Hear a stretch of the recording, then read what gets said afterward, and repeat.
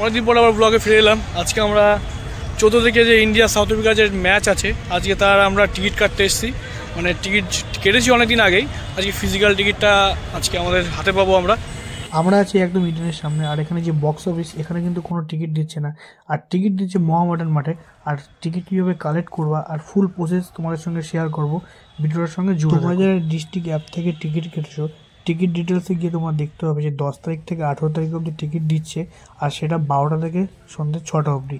আর কিন্তু তার আগে তোমরা টিকিটটা কালেক্ট করে নিতে পারো, সেটা তোমাদের সুবিধা হবে। আমরা চলে এসেছি একদম বক্স অফিসের কাছে, আর যত কাছে যাচ্ছি তত ভিড় অনুভব করতে পারছি।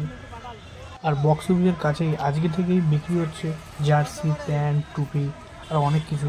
তোমরা আজকে এগুলো না কিনে খেলার দিন তোমরা এগুলো পারচেস করে অনেক কমে চলে এসেছি একদম বক্স অফিসের সামনে। আর গাইস দেখতেই পাচ্ছ যে কতটা ভিড় আছে এখানে। ভিড় থাকা সত্ত্বেও টিকিটটা আজকেই কালেক্ট করতে হবে। বক্স অফিসের অনেকগুলো কাউন্টার পড়েছে, যেমন day 1, day 2, day 3, day 4, day 5। এবার ডে 5-এর মধ্যে, এবার ডে 2 বা ডে 3-এর মধ্যে এগুলো ডিভাইডেড করা রয়েছে ABCD গ্রুপে। তোমরা যদি লাইনে দাঁড়াও, ডে আর ব্লক দেখেই তোমরা লাইনে দাঁড়াবে, না হলে অনেকটাই লেট হবে।